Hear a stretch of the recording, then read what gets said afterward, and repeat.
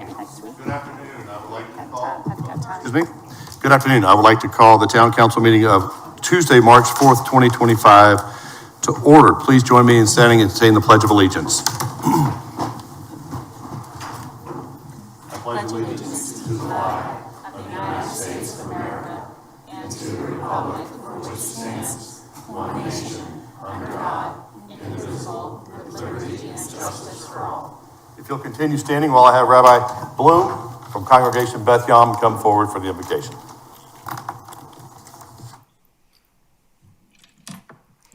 Source of all creation and humanity, we call upon you to inspire us at this hour and to remind us that government at all levels of society requires the best of ourselves. We ask you to help us conduct our deliberations with the utmost respect for each other on this council and between citizens and their comments to the council, and vice versa. Dear God, we cherish the practice of democracy. Good afternoon, Mayor and Town Council. I would like for Town Council to consider amending the agenda to move item 8A until after approval of minutes to accommodate Senator Davis's participation, who is zooming in and logging in from Columbia. Okay, can I have a motion to amend? Second. Any discussion? All those in favor signify by raising your right hand. So moved, 7-0. We will continue real quick through the approval of the minutes. We have the minutes of the regular meeting, February 4th, 2025, regular meeting minutes of February 18th, 2025, and workshop meetings of February 25th, 2025. Do we have a motion for approval? Second. We've got a first and a second. Any discussion? Seeing none, all those in favor, please signify by raising your right hand. So moved, 7-0. We will now move on to unfinished business, item 8A. Our first item is the consideration of a joint resolution of the town of Hilton Head Island and Beaufort County Council providing direction and response to the State Infrastructure Bank related to project scope and funding strategy for William Hilton Parkway Gateway Corridor Project. This joint resolution is before us as a result of a number of meetings and workshops that have taken place since January 9th of this year, with the most recent joint workshop with Beaufort County on February 12th. We have before us a joint resolution that was approved by Beaufort County Council on February 24th with minor edits from the town of Hilton Head. We have Senator Tom Davis joining us remotely, so we need to give him a few minutes to connect. Thank you, Senator, for breaking away to be with us this afternoon. I know you're in session. And Mr. Colin, would you like to kick us off? Let me just add, Senator Davis hasn't joined yet, so Sean, you can go. Well, I'll still jump in, sir. Thank Yes. you, Mayor, Town Council, Town Manager.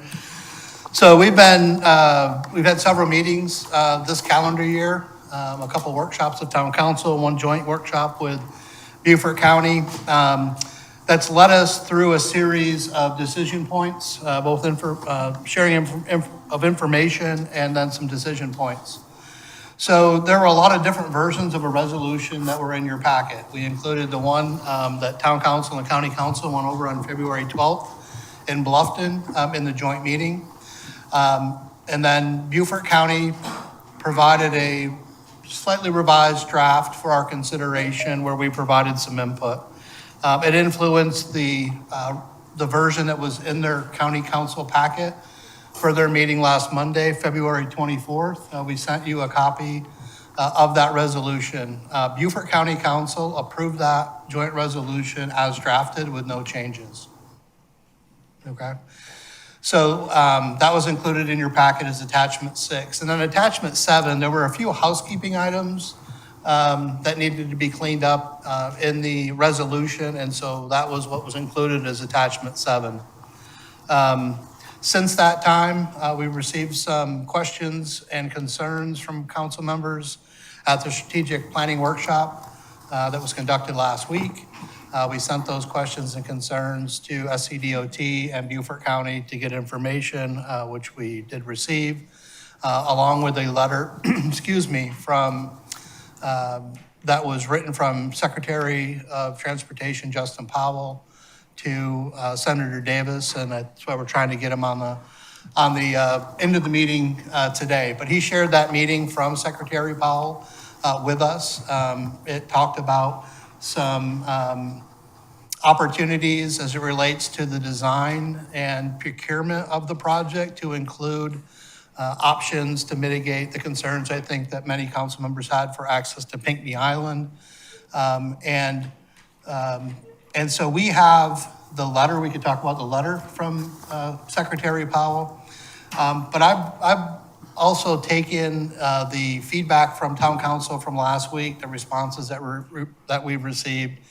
And I have my own marked up resolution, but I'd like to hear council comments first before we go through any one of the resolutions at this point, because I think it would be easier than trying to switch back and forth from the different versions that are out there. Okay, we have Senator Davis with us. Senator, would you like to add anything to Sean's quick report as to what's transpired over the past week on your side? No, I think you gave a good summary. I mean, I've been following this somewhat of a distance and listening to the debates, and commend you all for doing all that. I did note last week that one of the primary concerns expressed by some council members was if we went with this option one and built the new 3-lane eastbound span from Walsh Creek, crossing Pinckney, extending on to Windmill Harbor, that there was no opportunity for eastbound travelers on that new span to access on Pinckney Island, and instead had to go further and then at some point, presumably around Windmill Harbor, make a U-turn or turn back and then drive westbound on the existing eastbound span to get access to Pinckney. And I shared those concerns, considered that to be suboptimal. So what I did on reading those concerns was called the Secretary and said, is there any way at all that process going forward, legitimate concerns can be addressed? He suggested to me that one would do signing the RFP to bid out the project on that they could in that award points bidders that preparing solutions that allowed for us to Pinckney Island, those traveling eastbound. And I think to put that in a letter so that I had the opportunity to you, so that your members have them as it about making a decision. So I hope that was helpful. There may be other ways to address those concerns, but that transpired there. Thank you. Sean, Senator, you were breaking up just a little bit on that, so I'm going to ask Sean if he can cover a couple of those items that may have been blocked out just a little bit. Yes, sir. So what we pulled up on the screen is the letter from Secretary Powell to Senator Davis. And Kim, if you could scroll down a little bit, there were the points that the senator had mentioned as it relates to access to Pinckney Island and some considerations as if the project is going to move forward. So SCDOT, I had mentioned before that this will be a design build project to try to encourage innovation and cost savings that could be applied to other elements of the project. And so through that process, they'll finalize plans in the project to build the bridge. That process allows for that innovation to look at options or alternatives for access to Pinckney Island, whether it's from the eastbound bridge or landing the bridge on Pinckney Island or other options. But there's a commitment in this letter to include that in the procurement and the scoring for respondents. That would be a component for innovation and identifying those options and alternatives. And that the understanding is that there's the preference for the two-way access from Pinckney Island from the eastbound bridge, both onto Pinckney Island going eastbound, and then leaving Pinckney Island to go toward Jenkins Island eastbound direction. So those are the points that were included in this letter from Secretary Powell. And I want to say thank you to Senator Davis for working with Secretary Powell to deliver this. Every time we need an update, Senator Davis has delivered, and I want to say thank you to him for providing this, because it's helped inform the questions and concerns that Town Council raised last week. All right, thank you. So at this point in time, I'll ask if there's a motion. Mr. Desmond? Yeah. Bear with me, it's kind of lengthy. I make a motion that, to move to approve the joint resolution of Beaufort County and the town of Hilton Head Island to redefine the US 278 corridor project, also known as William Hilton Gateway Corridor Project, to align with the available funding with the following revisions. First, number one, add a 17th and final whereas clause reading as, whereas in a February 28, 2025 letter from South Carolina Secretary of Transportation, Justin Powell, to Senator Tom Davis, if the project proceeds, SCDOT will make it a design build project and is willing to include in the procurement documents and in the scoring of the proposals a preference for alternatives that provide two-way access, meaning one can exit from the new bridge heading eastbound onto Pinckney Island, as well as depart Pinckney Island onto the new bridge to head eastbound towards Jenkins Island, rather than the current plan to provide access to Pinckney Island solely from Jenkins Island. Number two, modify the language included under revision project scope item number 1 to remove the word lifeline. Number three, modify the language included under revised project scope item number 4 to do the following. The new bridge will be designed so that there is a preference to provide two-way access to the Pinckney Island from the new bridge over the use of the existing Skull Creek Bridge, either the eastbound or the westbound lanes, being repurposed for the two-way access to Pinckney Island. Number 4, modify the language included under revised scope item number 7 III to the following. Request that SCDOT reduce the speed limit of William Hilton Parkway Corridor to 40 miles per hour. And number 5, incorporate town staff recommended changes as outlined in the attachment 7 of the Town Council Agenda Packet to A, clean up the text inadvertently represented as underline or strike through text in the approved version from Beaufort County. B, correct spacing of items in planned project cost. And C, add missing punctuation in use of local funds on item 2. Is there a second to the motion? Second. Second it. Discussion from council. Question. Yes, Mr. Alfred. If this town council makes changes in the resolution, how does that impact what the county has done or may have to do? Yeah, so Town Council, if they approve the motion and the joint resolution with these revisions, we would send those back to Beaufort County.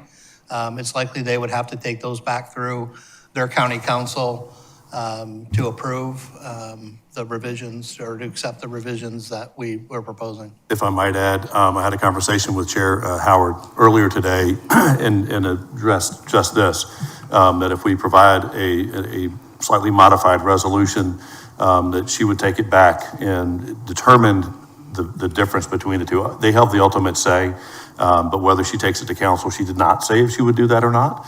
But I would imagine that if it is close in the efforts that we're trying to work together, that she would take it back to council for another vote. I don't have a time frame on that. Am I correct that the primary impact of adopting these resolutions is to clarify the situation with respect to the State Infrastructure Bank, that we are working together, but that it is not otherwise? That is 100% correct. It shows that the town and the county are working together to show good faith to the state, that we are in agreement on the resoluted direction. Here, Yes. if Ms. I Bryson. may. I I support this motion generally, because a lot of it, and thank you to Mr. Simone, is the language that I proposed as well. With two exceptions. One, I think it would be good to add to the end of that new whereas, that a copy of the February 28, 2025 letter from Secretary Powell is attached as Exhibit B, so that it'll be incorporated by reference. So would add that. And then in addition to that, on the last page, use of local funds, number 3, where it talks about the minimum of $5 million in local funds will be allocated to a local project for the Stony Historic Community. I think it would help out to be a little bit stronger so that the funds would be set aside and reserved for a local project rather than allocated, because I'm always concerned that when you get to the end, that you're going to look for funds, and I think it's important that these funds be set aside. So I wonder if the maker and the second would agree to those revisions to the motion. If I Well, could, let's ask, how would that make a difference? well, I just want to make a point of clarification. In our conversations with Beaufort County, they've indicated that it was 3.5, and then we asked for $5 million for the local project. We would like that money available as soon as possible, not at the end. So I'd rather not have them reserve the funds for the end of the project. I'd like to have the funds available. That's why the word allocation was in there. So upon approval of the project, so it has to go through Federal Highway, State Infrastructure Bank, the adjustment with DOT and the SIB. But once it's approved by Federal Highways, I expect that $5 million would be available sooner rather than at the end of the project. So I don't know if that changes the wording. I think we could change that to address that. My concern is that if it's allocated, that we have no idea. So set aside and be available for use upon approval by the Federal Highway Administration. Is that what you would suggest? No, this is out of the local funds. I'm saying once the project's approved. Once the project's approved, okay, then it would be available immediately to the town. Yeah, I would work with the town manager to request those funds as soon as the project is approved for our use locally, so. And I'm fine with changing the language that way, if the maker and the second would agree to those two changes. Mr. Desmond, you agree to that? I'm fine if that's what we need to do. And Ms. Becker, do you agree? Yes, and so the change in the language to Ms. Bryson's point, is there language other than what is written here or what was stated that would be incorporated? Because I think all of this, to me, needs to have a definitive that baked into it, that this is what we're asking. And while I hear, Mr. Mayor, you say that the county has the ultimate decision, I'm bothered by that.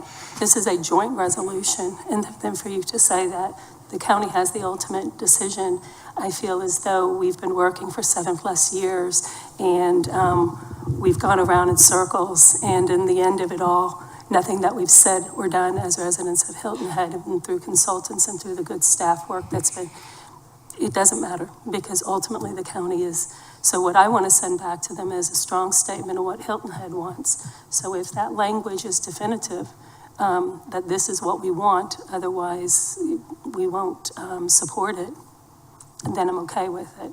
So if I can have clarification both from the original maker and the amendment, do you consider this a definitive answer? A request, I guess, is more accurately the word. Well, I mean, the way Sean described this, it gives us the opportunity immediately to go after the funds.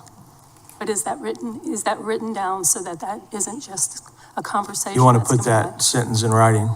Yeah, and I can offer, so, Kim, can you put the attachment number 6 up, if you would?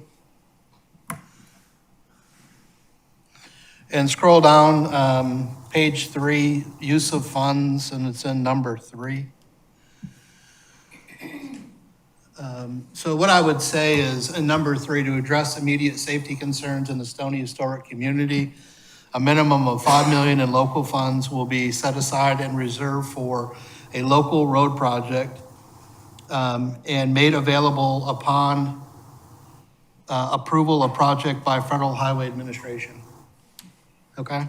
And then, with the town overseeing design, construction, prioritize as follows. So add that language in there. With that language, I'm okay with it. So are we able to add that language in the motion? Yes.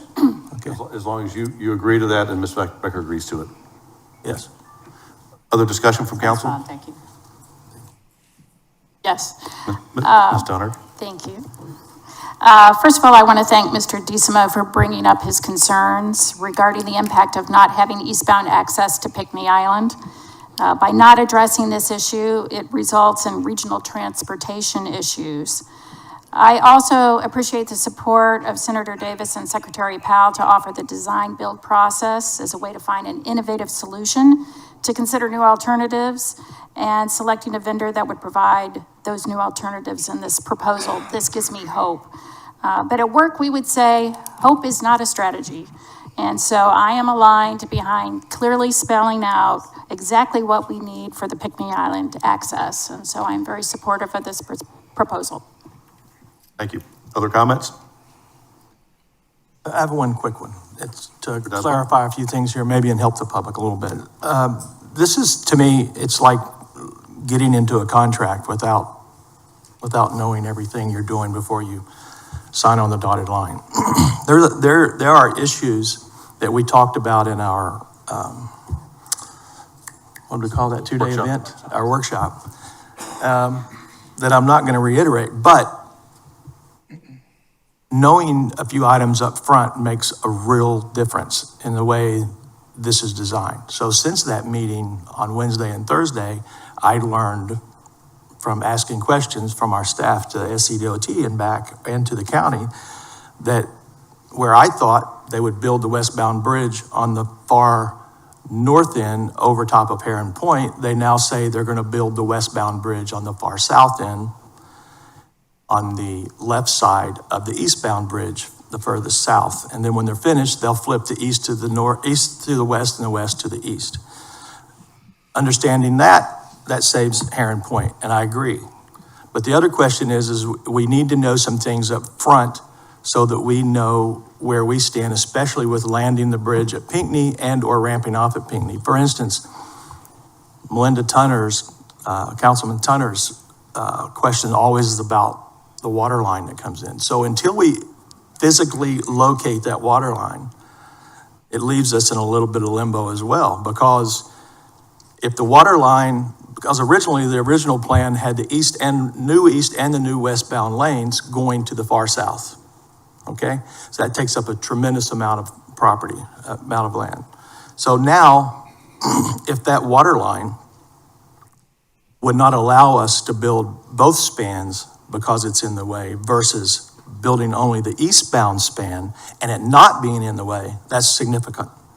And the significance of that is, and we need to find this answer, and we need to locate that water line first, because if we can build the eastbound bridge and not move the water line because the westbound bridge is not built for 25 years later, then what that means is we must even more strongly land the bridge at Pinckney or ramp off and on at Pinckney, because now we can tear down the old east and westbound bridge completely.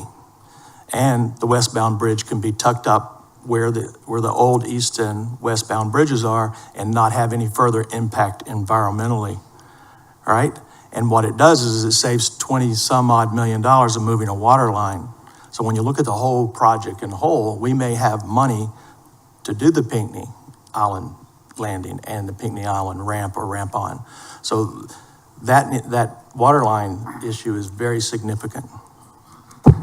Ms. Bryson? Yes, thanks for mentioning the water line relocation again and giving further analysis of that. And some folks in the community have expressed concerns about the water line relocation. And thanks to Ms. Tunner for bringing this to our attention, and Mr. Simone for giving us further analysis of it. So to give folks a little more comfort, in the resolution that we're discussing, use of local funds, and maybe we could put that back up on the screen. I think it's back to the letter. And Councilwoman Bresson, I can, if you want, I can go through. Hang on just one second. And then I think you're going to talk about what you're showing on the screen. So it says that there's a reserve fund to cover potential project overruns under use of local funds. Then number 2 talks about the water line replacement, and it says costs for the water line relocation not covered by the state act and local funds will be funded using reserve funds as the top priority.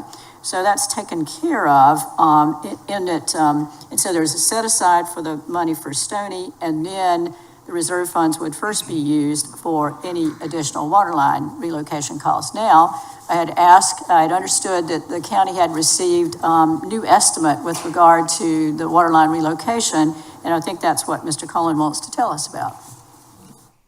Yeah, absolutely. So just a little more context on this. So under the Act 36, there's a 4.5% allocation that must be made for utility relocation. So right now, the construction estimate, not the project estimate, construction estimate is $200 million. So there's $9 million within the construction estimate that would be allocated toward the utility. So $9 million there.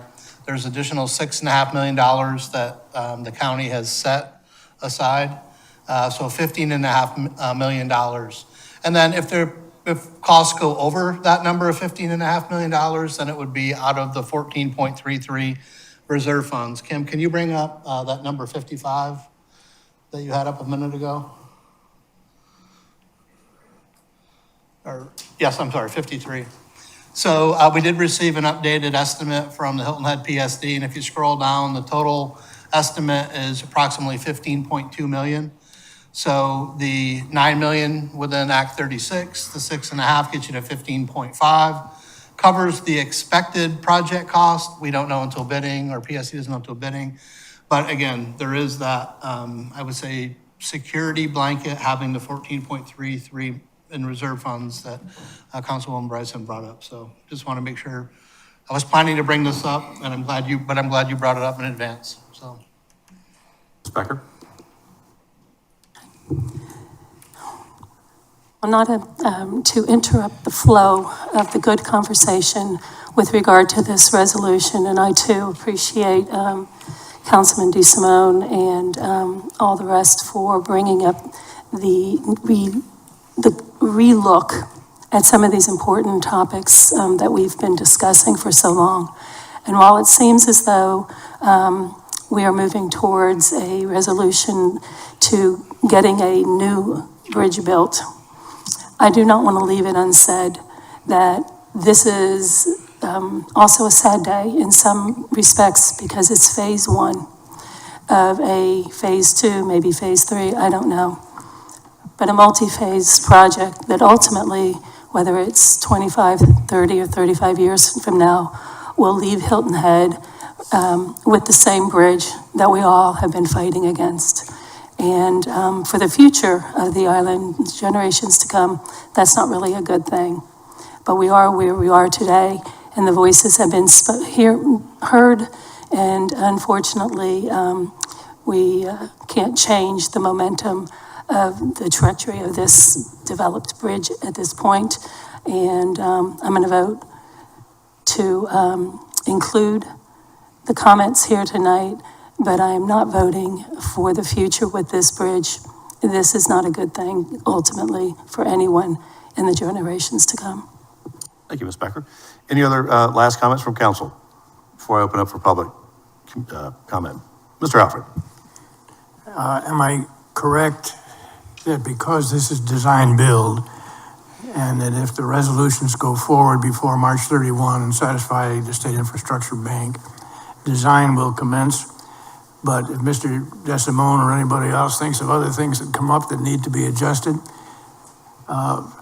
is it both likely that that will happen and likely it will be considered? I think input all the way through the project would be welcomed by our partner in Beaufort County and SCDOT. I want to say thank you again to Senator Davis, but also to Secretary Powell and his team. They have been very open and receptive to meetings and ideas that we have had.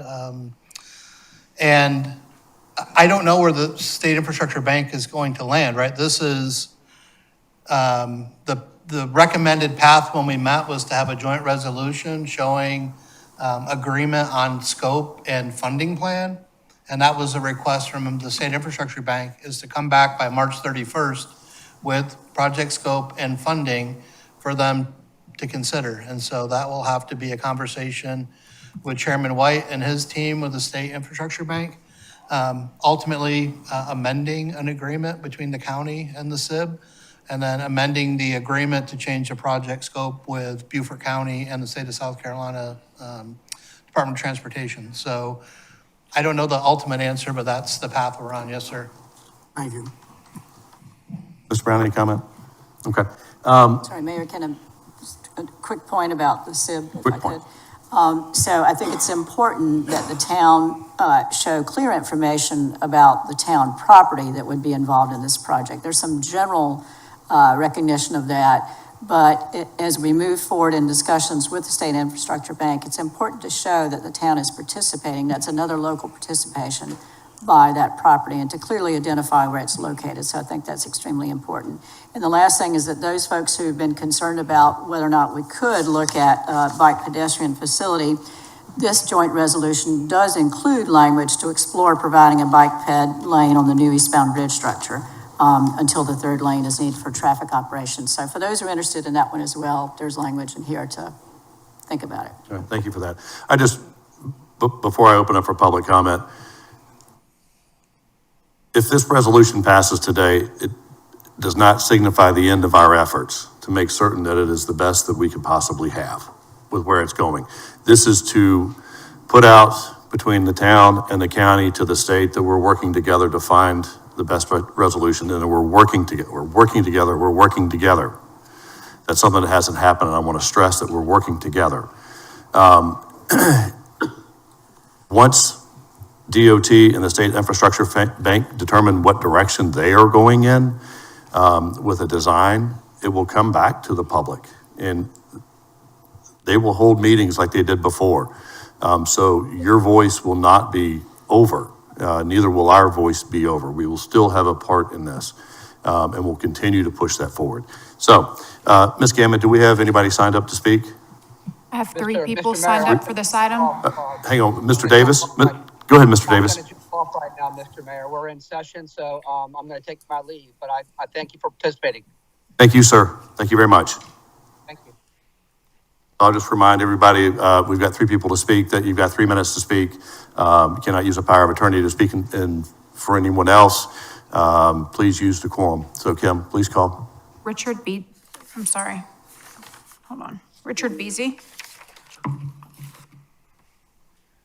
Richard Busy, Indigo Run. I was encouraged, having watched last week's workshop, confused, however, by the conversation I've heard this afternoon.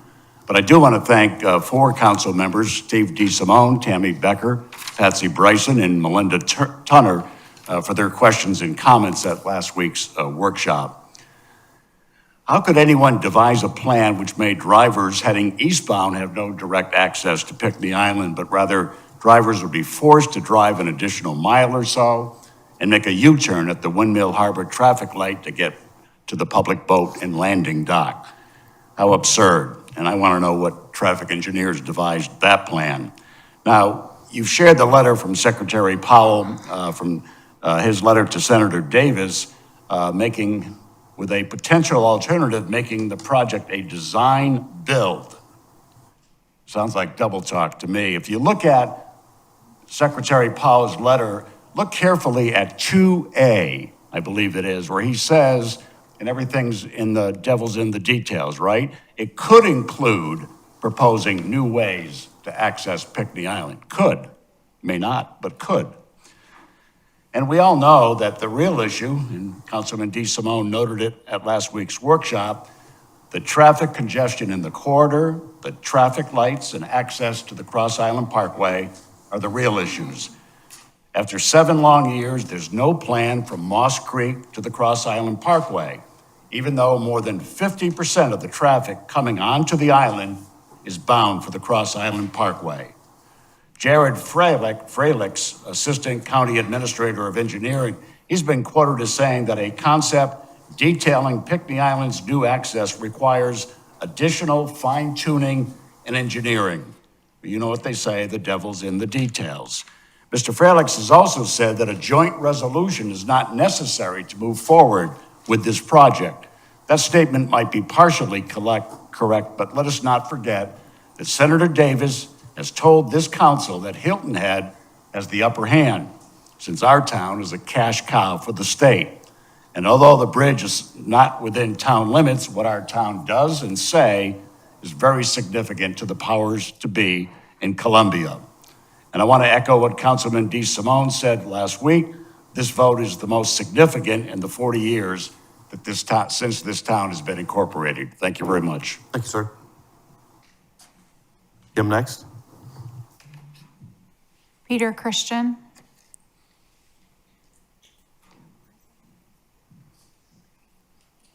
Good afternoon, Mr. Mayor, members of the council, town manager. I'm going to be very, very brief. Appreciate exactly what Councilmember DeSimone put forth. That's a concern that we had. Appreciate Councilmember Becker's seconding the motion and hope she changes her mind and votes in favor of it. But this is a difficult project. It is the most significant thing we do. Do a good job. You're on the right track. Thank you. Thank you, sir. Next, Kim. Christopher Cliff.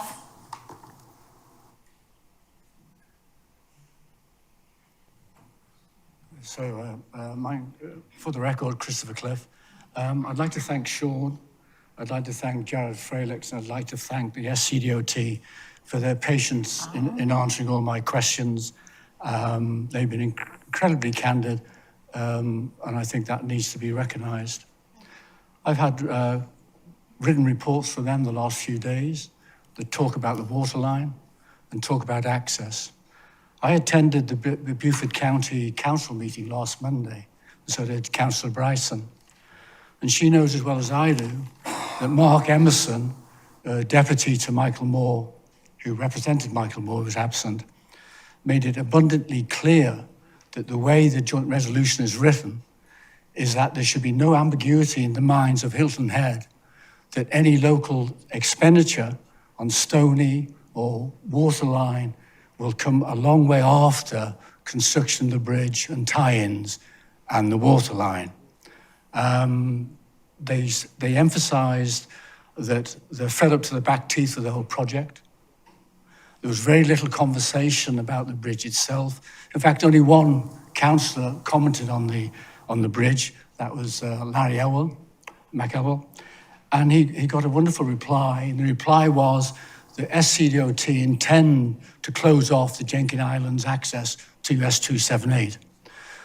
So this results in the property owners of Windmill Harbour are going to learn a very hard lesson in the next few years if this goes ahead. The traffic lights at Windmill Harbour are going to become very, very busy because they're going to have to deal with traffic from Mariners Cove, Blue Heron Point, and the RV. So I don't think that's been fully engineered yet, but they've expressed that that's their intent. On the water line, I have it in writing as recently as yesterday that the water line has to be located and it has to be relocated, tested and in service before construction can start, which effectively means that you're looking at first spading around 2033. 2027 is a joke. Absolutely no chance, okay? And they've said that. They've said that may be a possibility that the contractor can start work while the water line is being worked on. I don't know what that means because they're going to pile through where the water line is. So they've said also, they closed the meeting, Patsy, you heard it. They made it absolutely clear it's their project, they're in charge of the project, and they don't really care whether or not Hilton Head Town co-sign. And so I think you need a dose of realism before you actually go forward with your proposals, with all due respect to everybody. We're back to the confrontation of last year. Right. Thank you. Thank you, sir. Thank you for all your comments. So we've got a motion on the table, and we revised that motion and we added, Mr. Desmond, I'll let you go ahead and reread that since you've got it in front of you. Reread this whole motion? The highlights. Yes, for the record. Yes, for the record.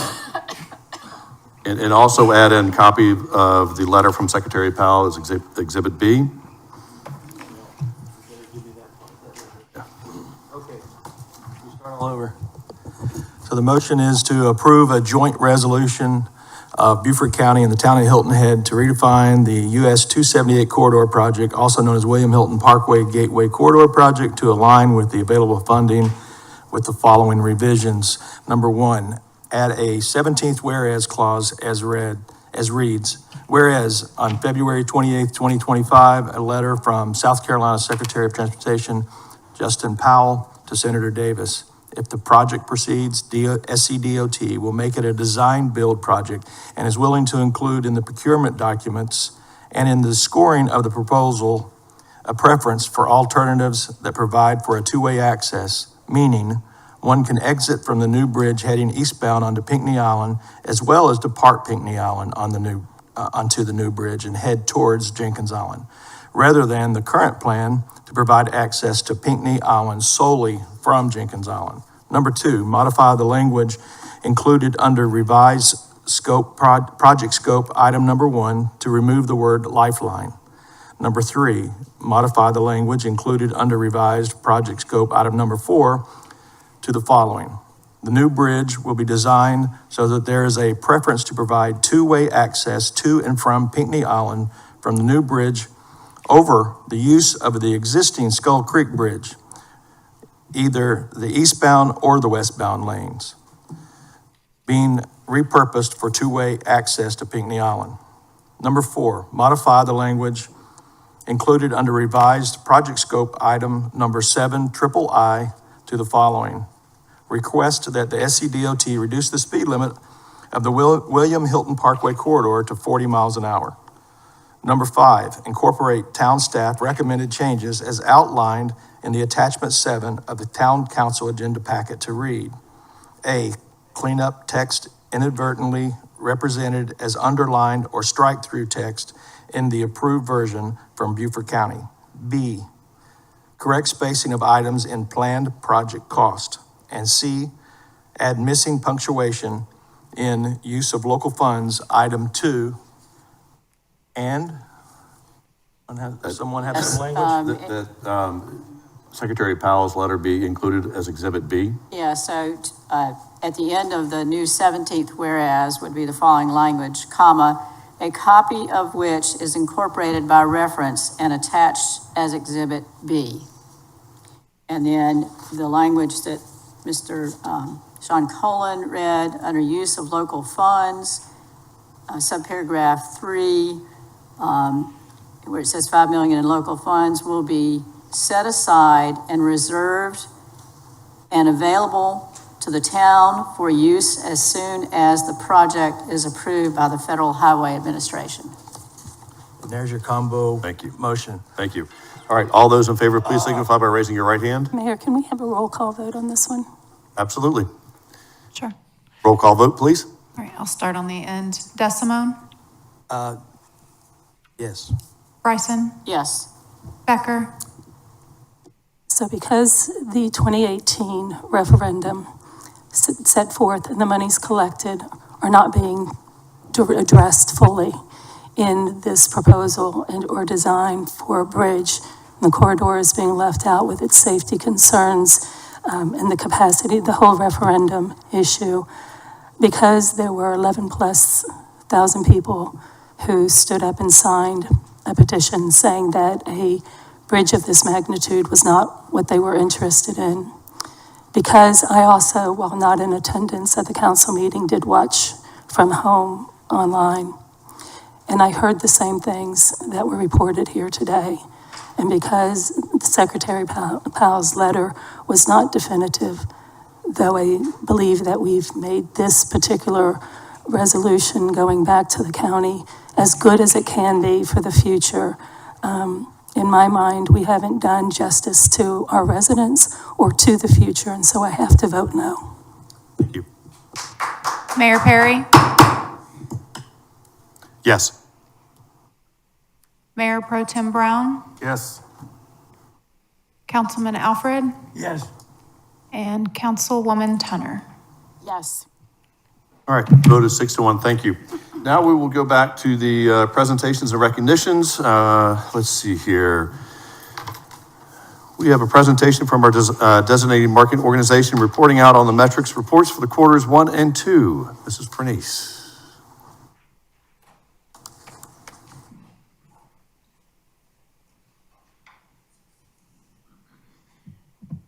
Good afternoon. Thank you for the opportunity. My name is Ariana Pernice. I am the Vice President of the Visitor and Convention Bureau for the Hilton Head Island Bluffton Chamber of Commerce. Thank you. Perfect. So this is actually a combined report.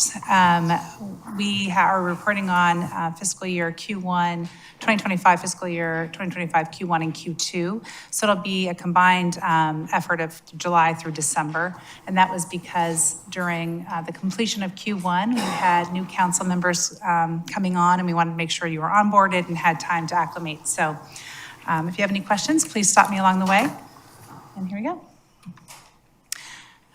For the DMO, Destination Marketing Organization, who represents and promotes tourism in the outmarket 50 miles or further, we have worked alongside the town and our community to ensure that we are focused on a collective effort of promotion that is focused around things that we all agree upon, which is ecotourism, history, arts and culture, recreation, and wellness. So throughout the presentation, what you'll see are the icons associated with each pillar, associated to different efforts. So you can see the reason behind, or the thought process behind us going forward with an initiative is we take into consideration, does it meet one of our pillars? For our Q1, we had an amazing quarter highlight, and my colleague Charlie Clark and her team worked very closely with Vogue magazine to talk about, I'll put this up here, talk about not only our wonderful destination charm, but also the family-friendly aspect of it, and had the opportunity to work with and speak with tennis legacy Stan Smith. So that was a wonderful opportunity. As you can see, we reached a digital audience over 10.3 million, and the Twitter, which we now call X audience, of 15.1 million. For Q2, our quarter highlight was America's Favorite Escapes. And so this was a new opportunity for us, and it was something that we pulled together in terms of a campaign that was new to market for us as a destination. We worked very closely with our hotel and partners, and it was to promote the shoulder and off season. So this kicked off a campaign that ran November through the end of February, and really helped promote really strong deals in the out market to encourage not only just awareness, but also movement in terms of booking travel. And so there was a lot of opportunity there for us, and working closely with our partners to get opportunities of value that they wouldn't necessarily have brought forward. So they were unique to us, and we were able to put it in the out market. And we used new channels as well, really focusing on the family component, which was Hulu and Disney Plus. We also used YouTube TV as well as Spotify, which was allowing us to do the streaming component. So though we're still wrapping arms around the final numbers for the campaign, the runtime again was November through the end of February. And we focused on our fly markets as well as our drive. And the fly markets really came in as our top performer in terms of partner referrals, meaning the handshake out to our partners. And those markets were New York, Illinois, and Massachusetts. So it was really exciting to see you put those compelling offers out there, and people really took notice. So it was an exciting opportunity and allowed us to test, and then now take those test results and move forward with campaigns like similar to this throughout our coming fiscal year. We were also really busy in the media space. The media partnerships help us extend our message of our destination values, as well as all the great attributes we know bring people here and why we choose to live here. So over the 2 quarters, we were in placement, both digital, print, social, Wallpaper Magazine, which is an international opportunity for us, Condé Nast Traveler, which we'll speak a little bit more to on the next slide. And this Condé Nast Traveler was celebrating the Reader's Choice Award. And Smithsonian Magazine, as well as Kingdom Magazine. So you can see here the collective grouping of media choices that we've made are luxury. They speak to a luxury audience of 250,000 household income or higher. And they have the propensity not only to travel, but to spend. So a really great opportunity for us. Which then leads me to dive a little deeper into the Condé Nast Traveler piece. Condé Nast Traveler, 8th year in a row that we have been named in some iteration the best domestic island. It always changes in terms of the title every year, but this year was best domestic island. And I thought was really interesting and wanted to bring forward to you guys was, what does it mean to be number one? Well, for us, it's, surrounding ourselves with not only the readership that enjoys and loves our destination, for the same reasons that we do, but it's also knowing that we have really great competition, but we came in first in front of Kiowa as well as Maui. And I think those are things that you can hang your hat on to say we're doing a great job collectively as a community, and we're bringing in the right type of readership that's really enjoying the destination for the things that we've aligned together to promote. So I think that's all something we can be very proud of. And the way that we promoted the destination with this accolade was through the print piece, which we were able to show beautiful imagery, but we also gave some itineraries and suggestions of how they can move through the island and experience different touch points. And then we went through digitally, and beyond the digital ads that were customized for us in social media, we have a hub. And the Condé Nast Hilton Head Island hub is really where a consumer or reader can dive a little deeper, and we have this interactive map.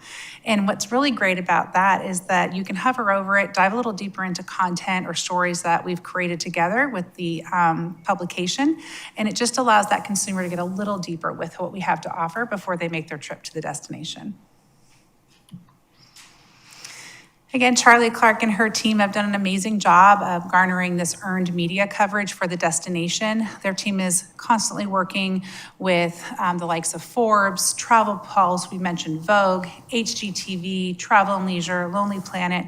These are just a handful of the longer list that Charlie and her team have compiled over the last few months to bring forward. So if you have a chance to click through on some of these links in the presentation, I encourage you to do so, because what her team does is really talk to that top of the funnel opportunity where we're getting people to take notice of us, to be aware of what we're doing here, and to find those alignments in terms of keeping us top of mind in terms of the travel space. So her team, again, really out there working hard to ensure that our destination is top of mind.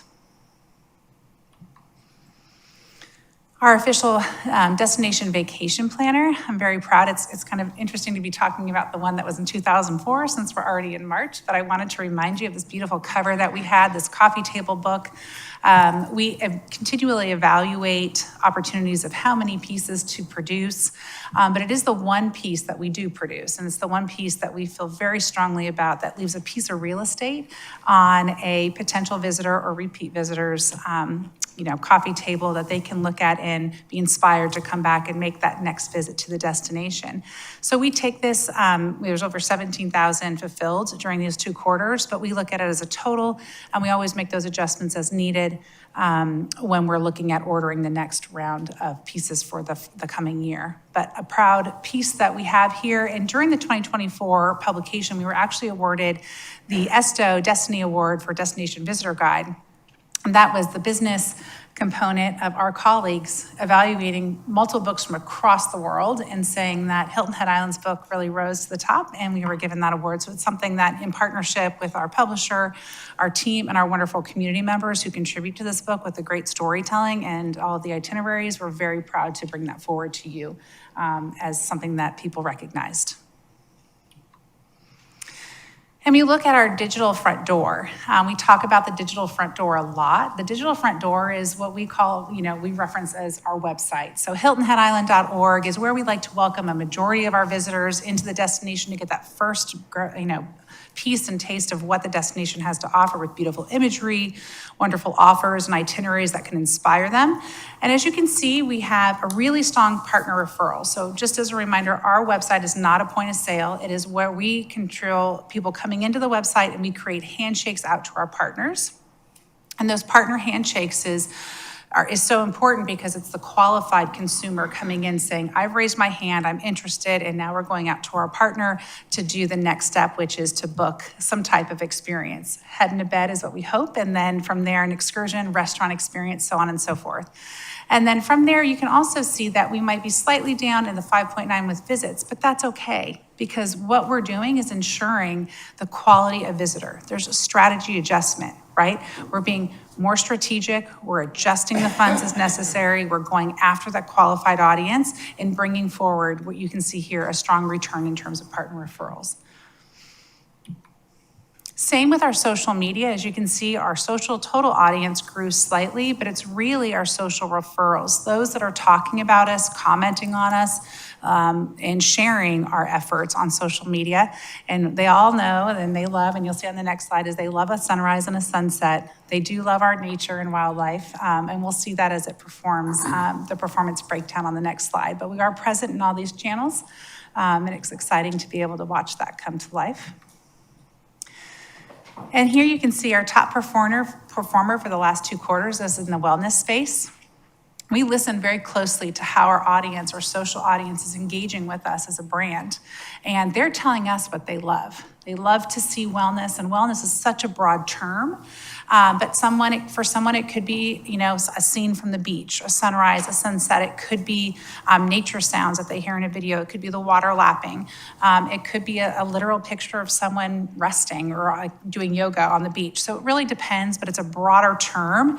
And we're able to fill in with content that allows us to be a little broader. So you can see a lot of engagement there. And then we have our recreation, which encompasses everything from being on your bike to playing golf, to pickleball, to just taking walks on the beach. And then we go further with our arts and culture, ecotourism, and history, as you can see here.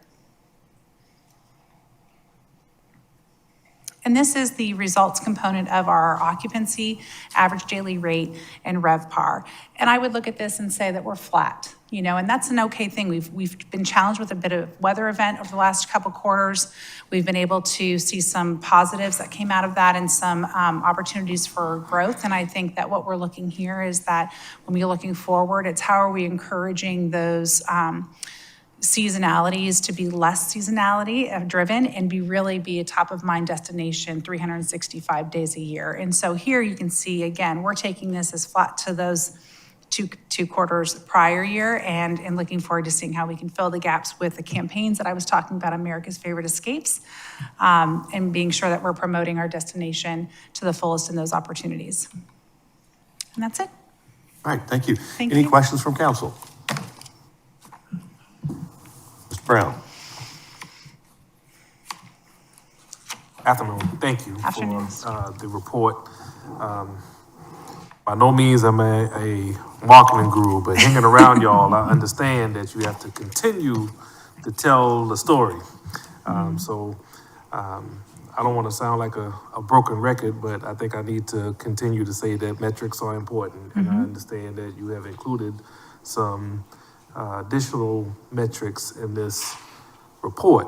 A couple things that are coming to my mind as we go through this is we see that the flat picture is being painted. There's also been sort of a influx in a more qualified visitor is what we sort of coined it as. So I'm curious, with technology as it is today, I'm sure there are other ways to communicate the targeted audiences that we're going after around the 7 pillars, okay? I guess I'll use this sort of analogy. For a long time, we always tease people from Ohio about driving down here in their minivans. I'm more than certain that there are other areas around the country and the world, to that matter, that fit within those 7 pillars that we're trying to attract. So what are we doing to touch those, okay? And I'd like to understand that a little bit better as we're moving forward. And the other, when it comes to the social referrals, which is great, okay, because obviously we want the return on our investment to hit home with our local business community, but also how those relate to the 7 pillars as well, okay, is what I'd like to see in future reporting, okay? Thank you. Thank you. Mr. Alfred? Yes, first I want to thank Mr. Pernice and the Chamber for the significant changes and improvements in how you have approached this task since the discussions that we had a year or two ago about what the town is really interested in. I think you've done a very good job of that. I'm very pleased with where you are so far.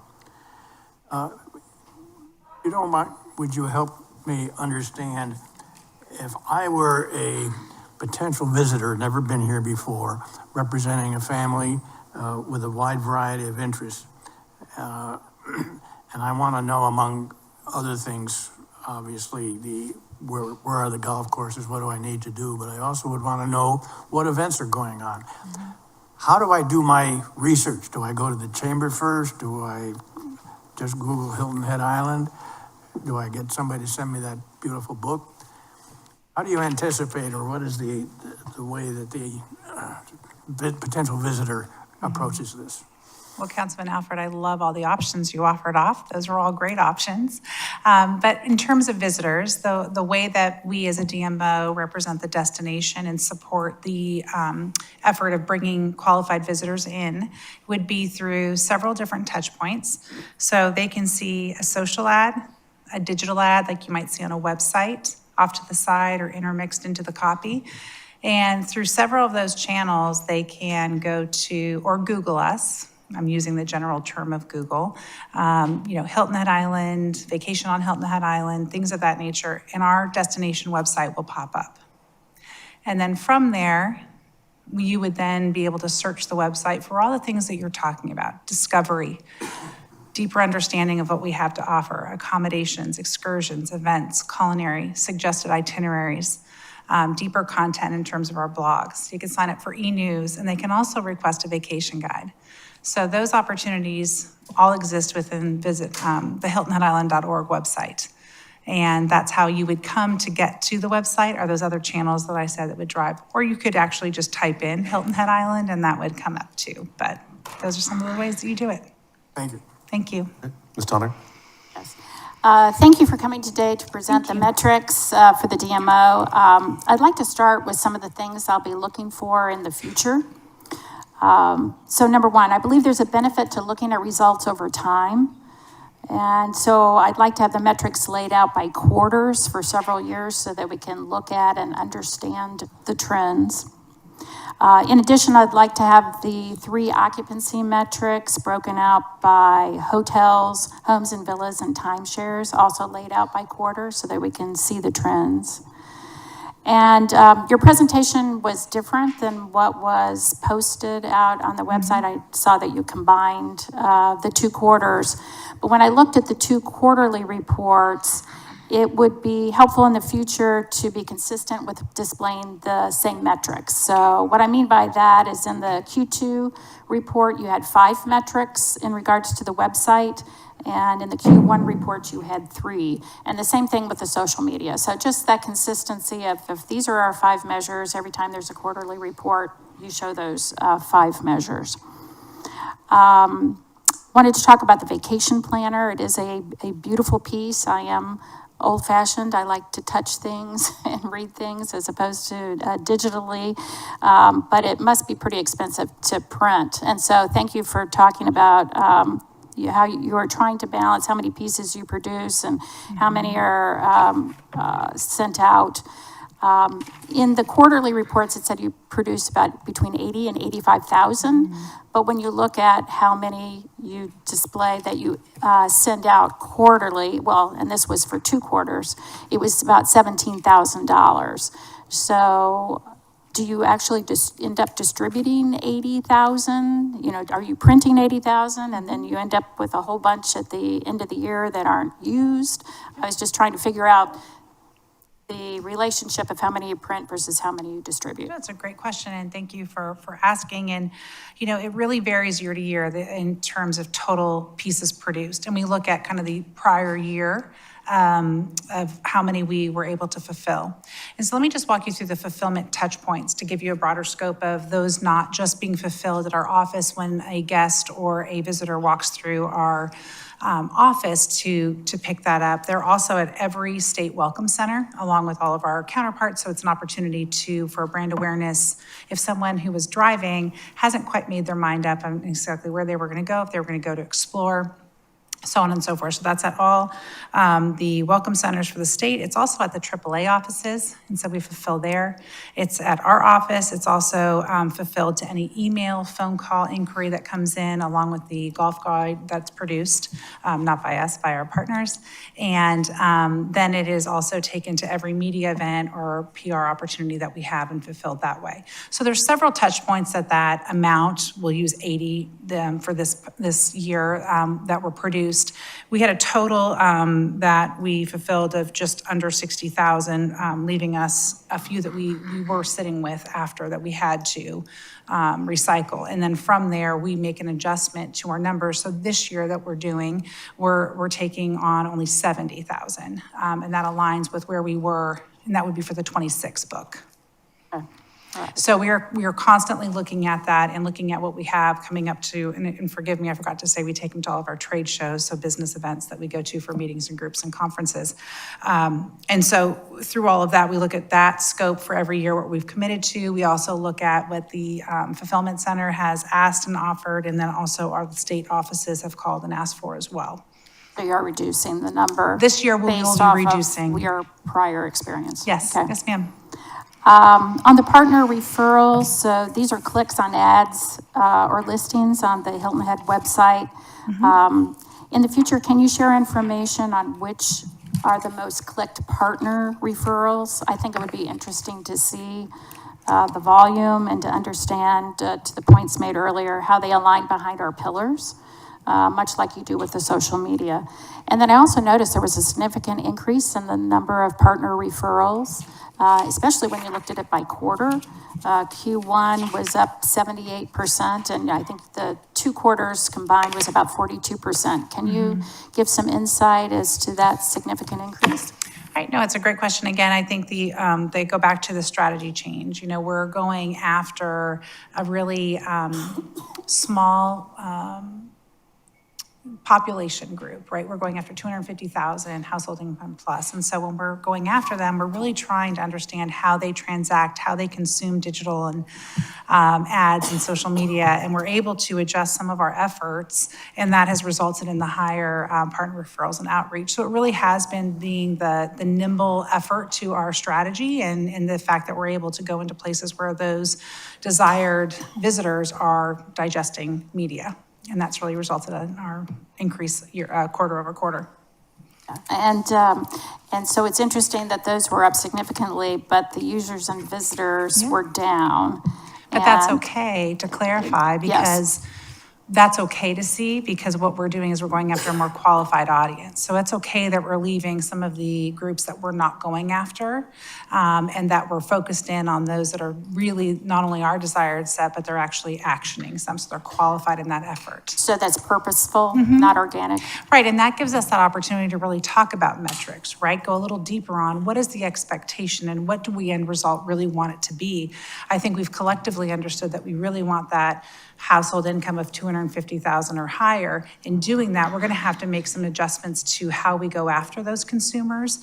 And when we're casting that net, and I use that as an analogy of, like, you know, going broad with it, well, maybe we're not going as broad, because we're going into those areas that Councilman Brown was talking about. We've seen kind of that map that my colleague Chase shows with, where we have these pockets of the desired consumer subset across the country, and we're laser focused in going there.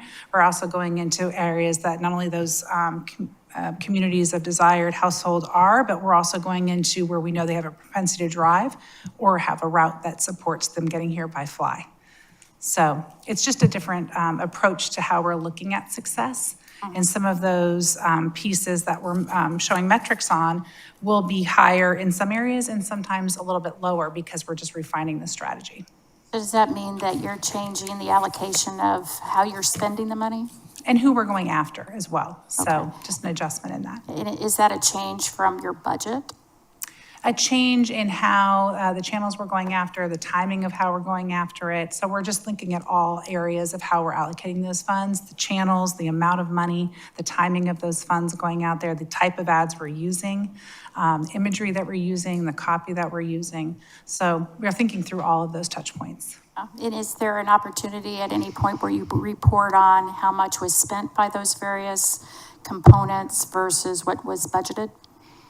So you can talk about the shift and Yep, how you you're spending see the our money? budget, I'm sorry, you see the budget at the kind of the higher level during the presentation, but we can always take a deeper look at the opportunities when it comes to channel and focus. And then my last question was, did we get a boost from Hurricane Helene in Q2 with people that were displaced? And if we did, do we know how much?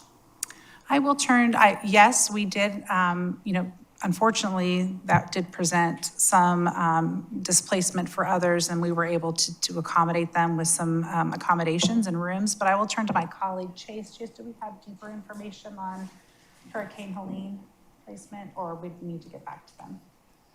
I can give you the numbers from October in particular, when the storm hit. October was a strong month in general for tourism on the island. You can come up if you would. Yeah. Yeah.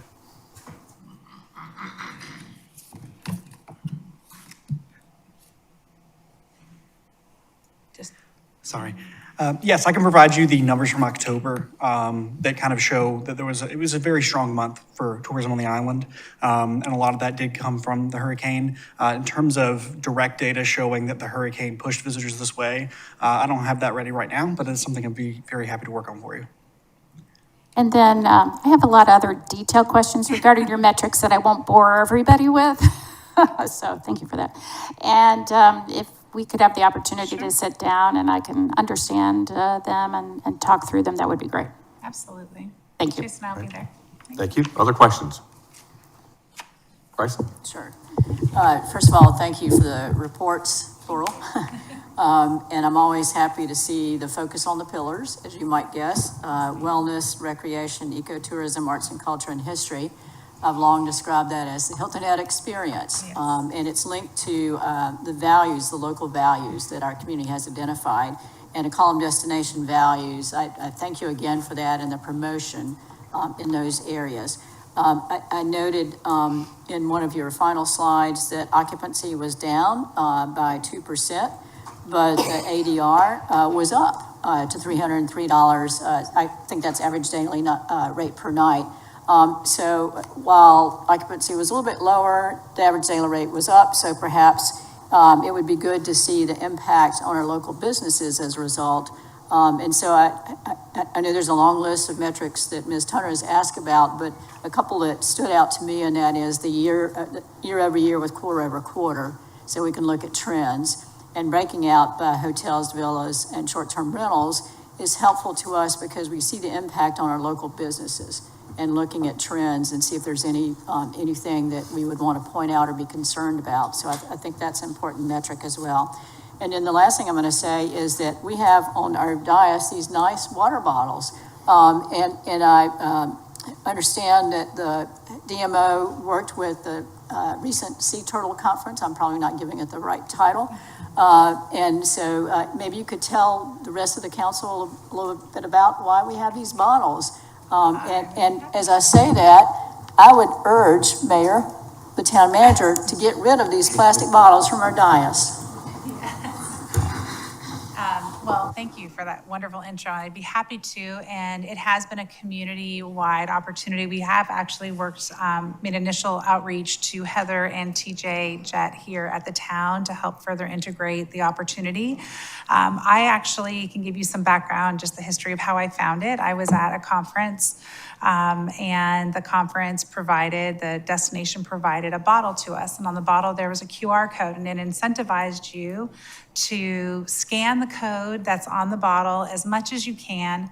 And it was tied to a charity of choice. In this particular instance, it was a charitable entity in Ohio. And we scanned it, and you can scan it as many times, and each scan had tied to $1. And the dollar then, once scanned, was put into the charity of choice. And so I said, gosh, what a great concept. We brought it back, we noodled it, and we thought, how can we make this the Hilton Head Island-esque experience that we were thinking of? And through that, Philip Forward came to us and said, this is the program opportunity. We were able to reach out to Amber Kuhn and went through different opportunities, but the community really rallied. And that was the most wonderful thing to see, that we knew we were supporting sustainability and supporting our sea turtle efforts. We already support sea turtle season quite heavily as a community as a DMO and a chamber effort. And this was just a natural way for us to extend an opportunity with Amber into the community. So our team went to our community members, our business community, and was able to ensure proper funding of this program. And it will run, we did test it, Councilman Bryson, at the Sea Turtle Conference. I also don't have that name right, forgive me, Amber, that was here earlier, in early February. And it really kicked it off just to see how people engaged with it. And so that also entails do you have places for visitors to refill their water bottle? So you kind of have to think all through the logistics and where does the branding go and all of that. So it was a lot of fun. And we have these water bottles and the stickers were placed on them. But the great concept is this will run through the length of the year, taking us through sea turtle season. That's how much the community came behind this. And so our goal is to take this program and see what other community members we can help support. I'm, going to name off, we have Outside Foundation, we have Community Foundation of the Low Country. We have so many other charitable opportunities that we can take this program and through simply refilling your water bottle and making a scan on your phone can really help change the lives of any initiative or tied to an initiative that you're supporting. So I appreciate the town having it. There's more to come. This has been such a great experience with Amber, and it really supports her efforts with the Quench Buggy that will be out this summer. So I hope that every single visitor, as well as every single community member, is able to get one of these bottles. But if you don't have a bottle and you have your own bottle, we have the stickers that you can put on your bottle. So it doesn't take it just takes the QR code and in your any refillable bottle. So thank you for that opportunity. Thank you for supporting it. Thank you for using the bottle. And if you scan it, you'll see the sea turtle piece come up to it. It'd be great. Ms. Becker? Thank you, Mayor. Thank you for Councilwoman Bryson for bringing that up, and thank you for the great explanation. I was unaware, and so you may have seen me smiling. And now I understand more about the Quench Buggy. And so it all starts to make sense with additional information, and I appreciate that, and I'm excited for it. I too am interested in the metrics with regard to the breakdown of hotels, villas, and homes. I think we can all use that information in any number of ways. So I look forward to receiving that information. And I was just sitting as I was listening to your discussion about the beautiful book that's put out. And perhaps instead of recycling those others, I'm not sure whether or not they get to the real estate association or they get to the property managers who can then put them into or make them available to renters, but I'd see it as a great source of information. So I would hate to see them go to waste if they're not being put there. Just my 2 cents worth on that. I also wanted to thank you for the resident survey information that we recently were able to sit and review together. While there were a couple of trends in there that I wasn't particularly, that I would have liked to seen be higher in references, comments, I would like to see that change in the future with regard to new residents, new folks here on the island and where they compare us to. I think I made that comment in our conversation, and it still sticks with me that I think we can do better in that regard. And I do want to also, again, encourage everyone to complete the resident survey when it becomes available, because while the statistics are significant in terms of overall responses, it would be better to have more responses so we could get a better feeling of what you're actually thinking, and the comment section is critically important for the analysis as well. I'm not bothered by the flat visitor ratio that you presented, given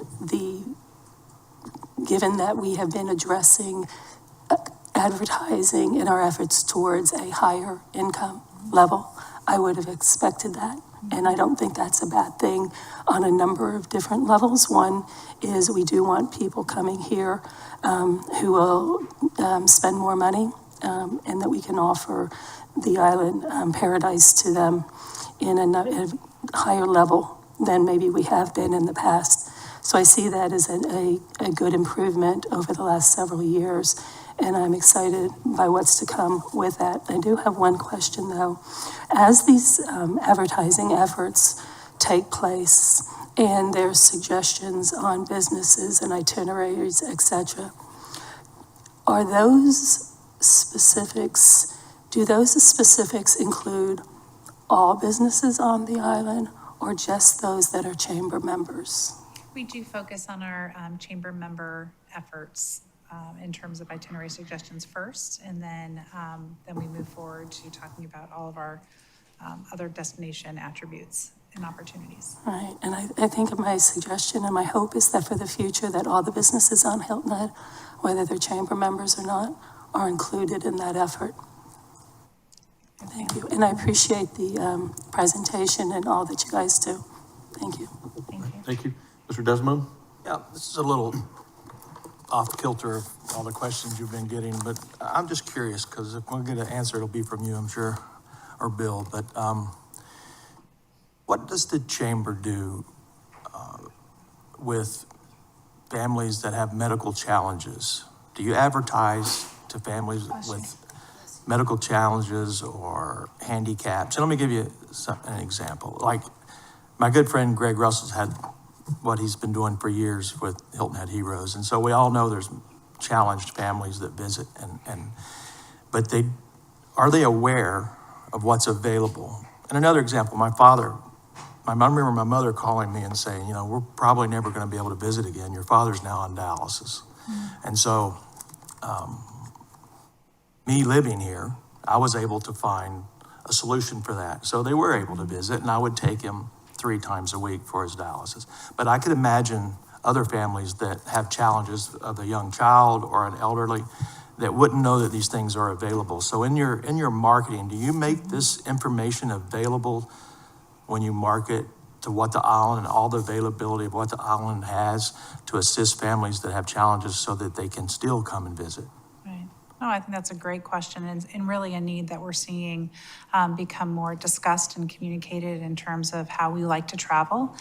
Between both the chamber and our efforts as a division of, in terms of promotion, we find that we are able to address or communicate out different opportunities for families. And if it isn't a direct understanding in that moment, we can always call our partner to understand how we might fill that gap of meeting that need.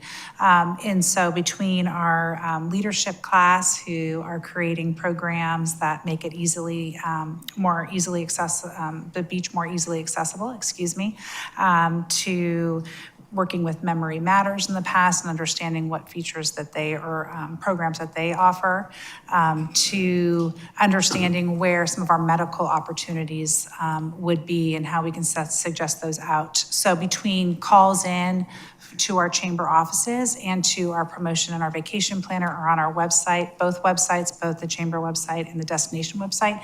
We have some pieces there that could help, but we can always take that away as a learning and opportunity to grow that space when it comes to tourism. Sorry to interrupt you. So the family has to go look for it rather than knowing that it's available in some of your marketing.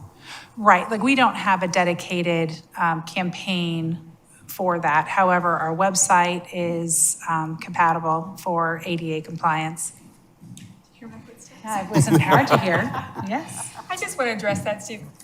Councilman Desmond, it's a great thought in that regard. I'm Charlie Clark, Vice President of Communications with the Hilton Head Island Bluffton Chamber of Commerce.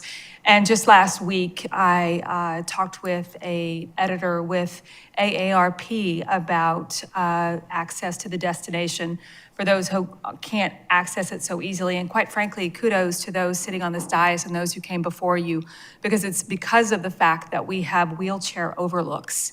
And it's because of the fact that you're dedicated to those mats that go out to the beach. Mm-hmm. And it's because you have those rental wheelchairs that allow people who can't normally access the beach the ability to enjoy it, That's something I'm shouting from the rooftops. You'll see an article coming out in AARP on that side of it, as well as with Southbound Magazine. I just literally pitched it to an editor who's coming next week about the accessibility is what we talked about as part of his article. And that is polybound, for example, and goes into everywhere with Atlanta Magazine. So yeah, from the PR lens, I think Ariana and her team do such a great job of making sure it's on the website and people understand it. But just to know that we're also constantly pushing out that message, and thanks to all of you for giving us the message to push. And it is, like Charlie mentioned, in our vacation planner and on the website. So it isn't hard to find. It is there, and it talks about those. And that was an ask from the council as well. I just, if it wasn't for my family having a relative here, they would have never visited again. See what I mean? So I'm sure there are families out there that have no one here to ask for assistance. And so unless it's in their face, it's kind of like we're homebound now. Yes. So, just a question. Thank you. All right. I agree with everything everybody said. I tell you, we've taken and really expanded this over the past several years in terms of the data that we're getting, the communications that we're having. So kudos to everybody on that. And it's a new light. When I was up in Wild Dunes a couple of weeks ago, back in January, the Blue Flag program, International Blue Flag program, was presented, which is a jury of people that determine if your beaches are worthy. And it's a step of 33 tests that you have to complete. And there's either one or two, but I can only come up with one right now in the country, and that's Delray Beach, that is a member of this international group. Apparently 65% of the European travelers use this designation to make a determination where they go. So have y'all thought about that? Oh, it's a great opportunity. We would definitely look into it. Thank you so much. Well, it's something that we've got to do as a town to apply. Right. So we've got to apply for that designation, show everything that's being done. But, I think it would be very beneficial for us because it does bring in a higher end clientele. Especially if they're looking for it. Yeah. So that's something I'll be sending to the town manager and staff for them to look into. Absolutely. So, all right. Great. Well, thank y'all so very much. Appreciate you. All right, so now we'll move on. We're going to go back real quick to general reports of town council. Does anybody have any general reports? Ms. Becker. I just want to make one public service announcement. Over this past weekend, there was a resident within my ward who had some difficulties with a short-term rental. And in the middle of the night, when they had reached out several times to GovOS, which is the hotline that you see if you go on our website that we continue to promote, they weren't given the assistance that they required. I want to make sure that everyone knows that if you call GovOS and you're not getting the assistance that you need for the situation that you're experiencing with regard to a rental in your neighborhood, please reach out to the Beaufort County non-emergency line and also call them. Please make sure that you've taken that course and that you follow up with the town the next day if you haven't heard anything back from us. It was a very unfortunate situation, and I feel terrible for that resident. And just a bit of information to make sure that you contact GovOS. If you don't get satisfaction there, please call the non-emergency line for the Beaufort County Sheriff's Office and make sure that we're aware of it here in the town in the future. Thank you. Thank you. Ms. Bryson? Yes, sir. Thank you, sir. Yesterday, today, and tomorrow, depending upon the weather, the Darius Rucker golf tournament is going on at Long Cove. There are women from colleges all around the nation, in fact, participating. And we do have media coverage of that. Also, a number of the women who have participated in this tournament before are now touring pros in the LPGA. So I would urge you, if you haven't been out there, to go and take a look at it, either online somehow or if the weather cooperates tomorrow. But I want to thank Long Cove and all the volunteers from all our community for assisting in the volunteer efforts to put on that tournament. It's a wonderful tournament, and I'd urge folks to go, if not this year, another year. In addition, the Hilton Head Island International Piano Competition is about to start. The competitors are flying in Thursday and Friday, and the competition will be going on at 2 area churches. So I urge you, if you're a classical music fan, go.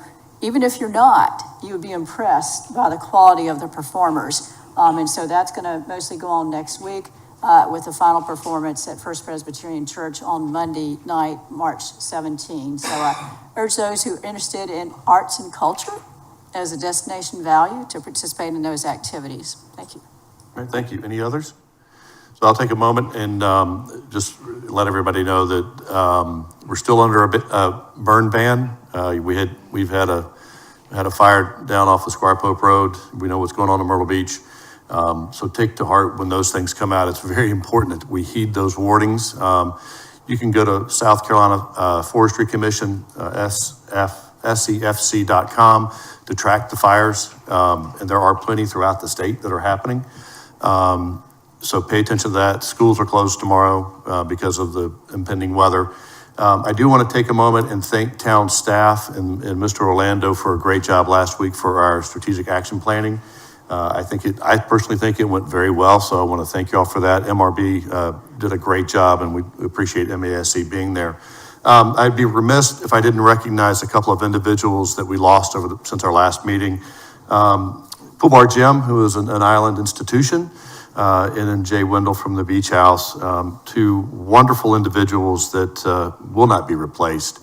Our community is really thankful for their efforts to our community and what they've done, but they will truly be missed. So, a local contractor, John Lopat. Yeah, and John Lopat. So, like to recognize those folks who've made a difference for our community. Thank you for that. Now, we will move on to the consideration of an ordinance to amend Title 17 of the Municipal Code, Chapter 4, Noise Control, to add additional requirements for construction hours. This was approved at the first reading. Mr. Leininger. Good afternoon, Mayor Perry, members of Town Council, Mr. Town Manager. So this is the second reading of an ordinance that, if adopted, would amend Chapter 4, our noise control ordinance, to provide additional requirements for construction hours. At your first reading on February 4th, this was given approval with a condition that made clear. Let me scroll through here. It made clear that the intent was that this ordinance align with the private restrictions of the town's PUDs, the planned unit developments, to not be more restrictive, and also to clarify that the construction hours will be from 7 a.m. till 7 p.m. Monday through Saturday, no Sundays. With that condition in hand, staff made several amendments to the proposed language. The first is we struck the word sunset, thereby limiting the hours from 7 a.m. to 7 p.m. Monday through Saturday. We then also quadruple checked, planning staff did, with all the 10 planned unit development POAs to ensure that we understood what their construction hours were. And based on that, we reaffirmed that the 7 a.m. to 7 p.m. was not more restrictive, Monday through Saturday. And then also we aligned our holiday hours with the PUDs. By doing that, we restricted construction on New Year's Day, Thanksgiving Day, and Christmas Day. We removed Memorial Day, Independence Day, and Labor Day from the ordinance. The balance of the report that was provided remains unchanged, subject to those three changes I referenced. Most notable changes came in the table that's at the back of the staff memo, where we analyzed all 10 different PUDs, looking at their hours Monday through Friday, Saturday, Sunday, what their holiday restrictions were. Basically showing that where we aligned and then where the PUD was more restrictive. So this, if adopted, this ordinance will align with 70% and will align the remaining 30% of our island with the 70% that is contained within the PUDs. One item I just want to clarify, there was a lot of discussion at the February 4th council meeting about, can you cut your grass at your own property on a Sunday? The answer is yes, you can cut your grass on a Sunday. This ordinance these amendments do not change that. What it says is non-commercial, which is if you want to cut your own grass, it's on you can conduct that 7 days a week during the daytime. And daytime is 7 a.m. to 10 p.m. We are not changing that. So, thank you. Do we have a motion? Mr. Alford, do we have a second? Any discussion from council? Anybody sign up to speak on this? I have one, Peter Christian. Okay, thank you. That's it. Seeing none, we have a consideration of an ordinance to amend Title 17 of the Municipal Code, Chapter 4, noise control, to add additional requirements for construction hours for the town of Hilton Head Island, South Carolina, and providing for severability and an effective date. Second reading. All those in favor, please signify by raising your right hand. So moved, 7-0. Awesome. Let's see. Now we'll move on to new business. We have a first reading of an ordinance authorizing the execution and delivery of a long-term lease between the town and Sandalwood Community Food Pantry on town-owned property on Augusta Lane. This was most recently discussed during the executive session where town council directed the town attorney to amend the lease to the term 40 years with 2 5-year renewals. For town council's consideration, Mr. Cullen. Thank you, Mayor, Council, Town Manager. I can be very brief. After Councilwoman Bryson's comment about the water bottle, I didn't bring any water up with me. So, thank you.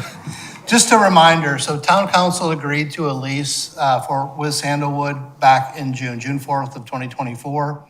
The lease term approved by Town Council was initially a 15-year term with 2 5-year extensions. We've worked with Dr. Nanette Pearson she's worked through on her end for design to deliver the facility that she wants, investment over $1 million in the community. And she ran into some issues about the length of the lease and ability to provide funding to invest into a facility. So a request came to Town Council to consider, selling the property, one, or extending the lease term. The preference from Town Council was to extend the lease. What we prepared for and have in front of you today is an amended lease. It requires 2 readings of an ordinance because it'll basically replace the old lease. The only change is the initial term is extended from 15 years to 40 years. There are 2 5-year extensions included, just like the previous lease. But happy to answer any more questions at this time, or if anyone wants to, I can show someone where it's going to be located. Do we have a motion? So moved. Any discussion? Becker? Just my reservations are the same as they were when we initially did discuss this as a lease option, I guess, last year. And then the second piece that I'm concerned about is I don't want to use the word, but why Sandalwood and not any other nonprofit coming forward?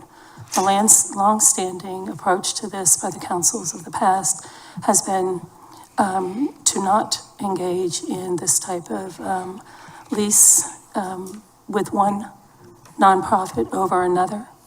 And I think that we are setting a bad standard for the future. And so I can't support this lease because of those reasons. While Sandalwood does great work, and I appreciate all of the efforts and respect everyone involved, there are 2 serious concerns that I have with regard to the future. And because of that, I'm going to stick firm and try to protect the future as much as I can. Thank you. Any other comments? All right, anybody sign up to speak on this, Kim? No, sir. No, sir. All right, so we'll bring it back for a vote to extend the lease to 40 years with 2 5-year terms. All those in favor, please signify by raising your right hand. Those opposed, vote is 6-1. Moving on to non-agenda items, select public comment. Section 2-5-70 of the town code limits each person to 1 3-minute comment when addressing council. At the end of your 3 minutes, you're asked to conclude your comments. Please maintain a decorum suitable for the meeting and refrain from using any profane, abusive, or obscene language. If you have any materials you'd like to give to town council, please give them to the town clerk after you're finished speaking. Kim, do we have anybody signed up to speak today? We do. We have several. Tyler Rice.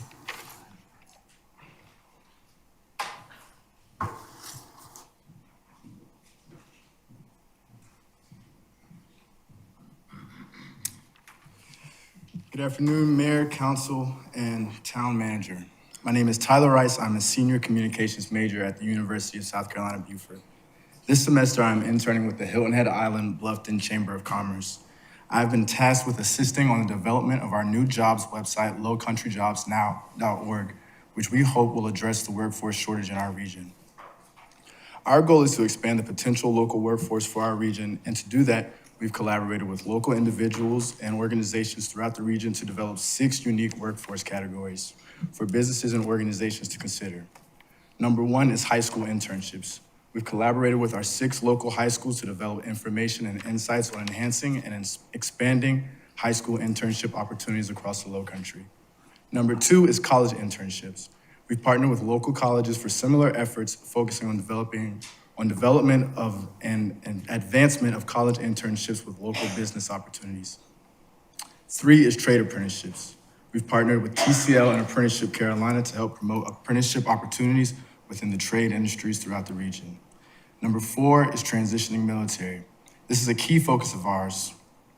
We are hoping to help our veterans have a seamless transition into their civilian careers.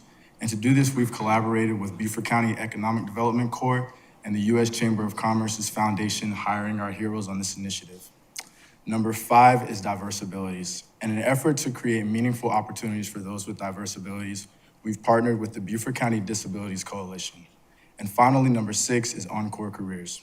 We're working with a number of organizations to help inspire our retired population return to the workforce, adding invaluable experience and expertise to local businesses. While these 6 job force categories are our main forte, there's a job for almost every industry. And if not yet, we are hoping there will be, from civil engineer, HVAC technician, paralegal, and horticulturalist, and many others. Lowcountry Jobs Now is widely equipped to help both companies and job seekers navigate the job market. The Lowcountry Jobs Now project launched in July of 2024, and since has already amassed over 900 job postings and growing employment connections.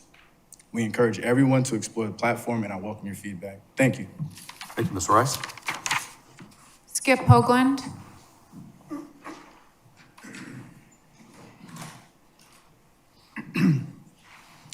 Skip Hoagland, you're in violation of the chamber use FOIA.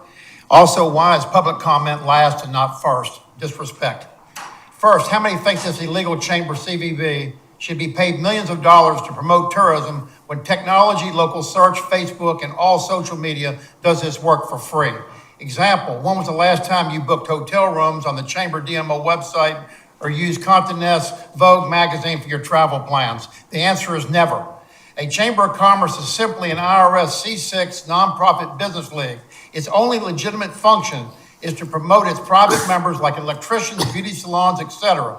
We don't want to put chambers out of business. We want them to operate legally and properly under national gold standards. This chamber used our tax funds to generate millions in illegal advertising profits and paid no taxes. They also have no town business license, and their website should be owned by the town, not the chamber. This is blatantly unfair competition against local media that sell advertising legitimately and pay their local taxes.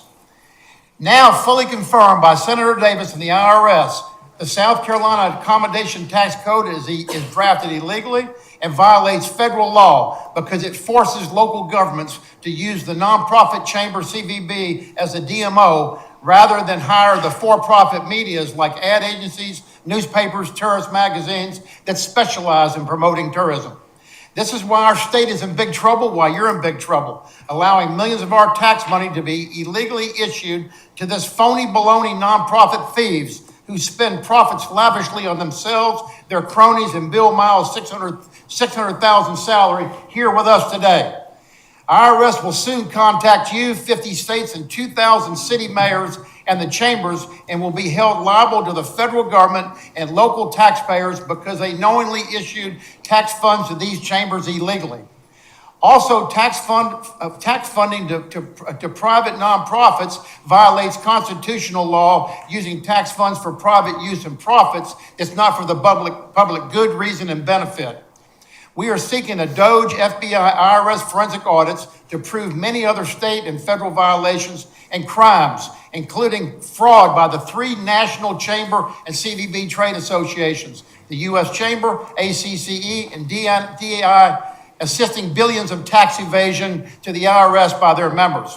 We are also seeking Doge audits nationwide on the billions of accommodation and hospitality tax funds that have disappeared and not accounted for. There's hundreds of millions in South Carolina disappeared. We need to start with Hilton Head as our laboratory test. And Mr. Perry, you and Mr. Coltrane committed fraud with Bill Miles to hide millions of dollars. You need to be removed from office.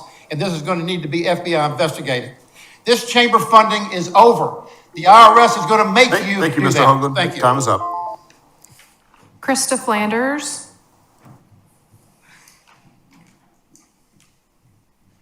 Good afternoon, council, town manager, and mayor. My name is Krista Flanders. I'm a grateful recovering alcoholic that will celebrate 10 years of sobriety in August. I'm here speaking up for those suffering in silence. I'm grateful for a supportive family, but not everyone has that. It took me 10 trips to Beaufort County Detention Center to learn I had a problem. In these last 10 years, I have lost over 36 friends from my graduating class to addiction. Already this year alone, I've had over 100 people, local people, reach out to me and ask how to get them to treatment. We have had one option here, but none of these people have insurance or the extra $10,000 to get into the local inpatient. When someone is willing to get help for their addiction, you only have a small window to get them to treatment. If that window closes, you may never see them again, or you will be at their funeral. Our streets are flooded with illicit fentanyl and zero options for detox. You cannot go to a local hospital to detox. Closest one is Charleston. Arranging rides to get these people there is hard enough. Unhealed parents are a child's first enemy, and without recovery options, our youth will suffer. I'm witnessing it firsthand with all the mamas asking me to help them with their kids. I have found the answer to addiction and recently became a national ambassador for a Christ-based recovery program called Recovery Alive. Central Church has a similar program, but we need more. We need to keep this relevant. Fentanyl is the leading cause for death from ages 18 to 45. 1,500 Americans a week lose their life to addiction. Everyone on this earth can benefit from recovery, and we need healing. We all need healing. We need to end this stigma and do better as a community and be prepared for our youth. Just alone yesterday, I had to tell 5 different local people I couldn't help them because we have no options, and I pray I see them again. Thank you, Ms. Flanders. Lynn Greeley.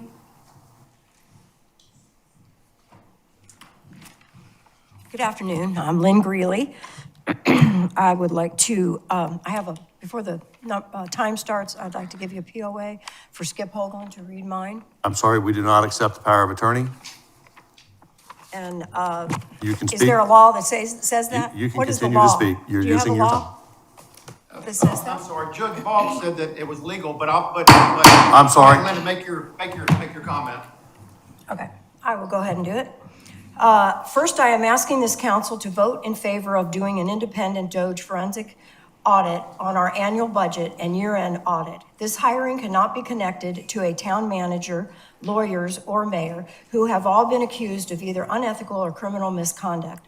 Instead, I suggest we put the woman on this council in charge of finding the hiring this Doge type forensic audit firm, specifically Tamara Becker, Patsy Brinson, and Melinda Tunner. May I also recommend a firm from Charleston called the Quick Group, composed of former FBI forensic audit experts. We do not have this talent locally, and this would assure a totally independent review. Further, I suggest these councilwomen be in charge of setting up a forensic audit committee, FAC, made up of 5 local retired volunteer CPAs. I propose Melinda Tunner as chairwoman, as I understand she has accounting knowledge.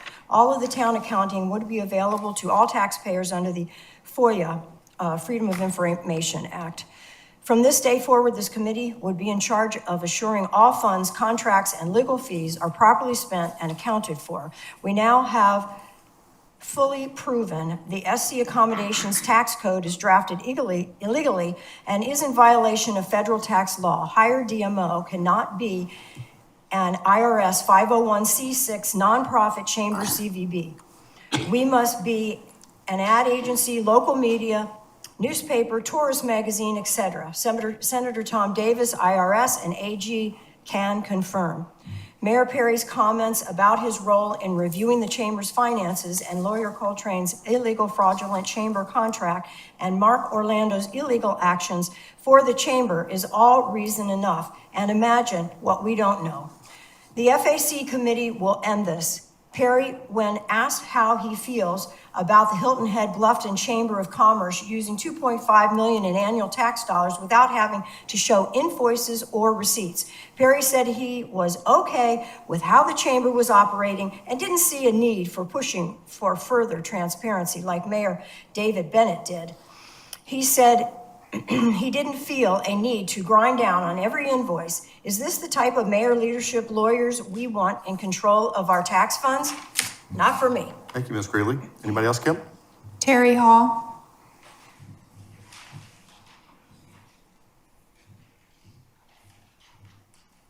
Good evening, Mayor, Town Manager, and Council. Welcome to those of you new to the council. So my name's Terry Hall, 17 Bay Pines Drive. It's now been 211 days since my home flooded for the third time in 8 years due to the lack of proper stormwater management. Now, tomorrow will be exactly 7 months. Within these 7 months, I've seen an entire housing development off of Leg of Mutton Road arrive from a stack of trees, cut down, cleared land, and now we've got about 16 to 18 structures standing in there. So all while I'm still on the sideline here, awaiting approval to begin demolition and construction on my property. The scope of my work has already been clearly outlined and approved within the application process for the FEMA elevation grant, which I have been officially awarded for my property. So on January 24th, I was notified by Mr. Sean Collin that South Carolina DNR was hoping to have a final contract for the town of Hilton Head to review next week. Well, the 31st of January was exactly 1 week from then, and we still have had no word. So my question is, have we received this contract yet? And as Assistant Town Manager Sean Collin has been my most recent point of contact, I would ask that we increase our inquiries and updates, and that will you please be my squeaky wheel in this matter, because that's what it's going to take. And in conclusion, I just want to invite you all.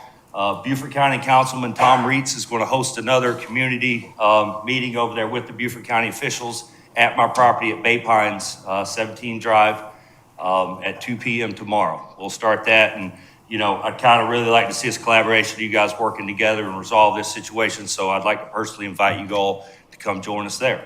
And outside of that, have a great day. Thank you. Thank you, Mr. Hall. Tom Reitz. I think he left.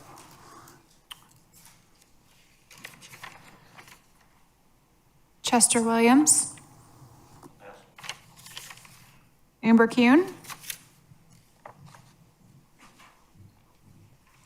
Hello again, Amber Kuhn, Town Manager and Council and Mayor.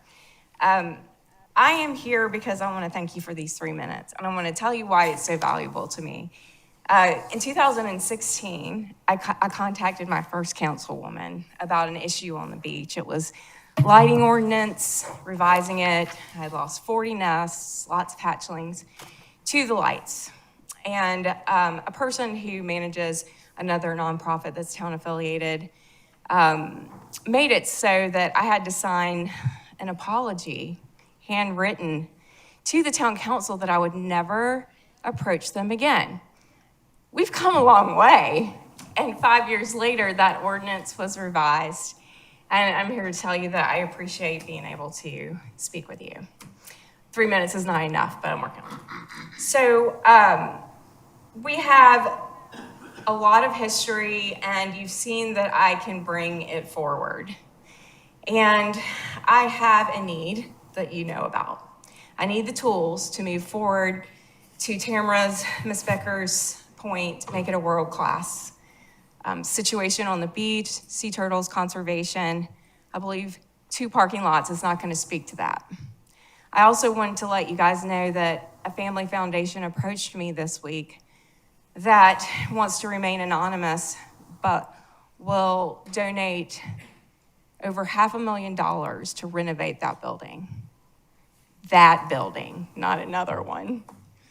That's more money than I've ever asked you for in all of these years. And it's such a blessing. I would just encourage you in executive session, if you're going to talk about properties, to consider that the whole renovation is paid for. I also, to Ms. Becker's point, believe there needs to be a policy for people who inhabit, or nonprofits that inhabit town-owned properties. I know that the one that was brought up is applying for town-affiliated status. Might be a real easy way to put into a policy that town-affiliated status is a part of that. Not sure, but regardless, I just want to say that I can make it happen with the Marine Science Center, and it will be impressive, and it will help the chamber bring people here for environmental conservation, which is our brand, not our new brand, our rebrand for the original sustainability. Thank you so much for all that you do and for including us in it. Thank you. Thank you. Heather Raff.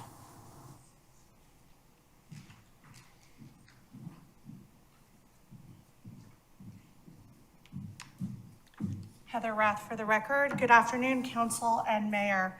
I'm here to share my concern about Hilton Head Island's public comment policy. While I understand the intent was to create structure and to ensure meetings are not disrupted, it has instead created a barrier. Town council meetings are fluid.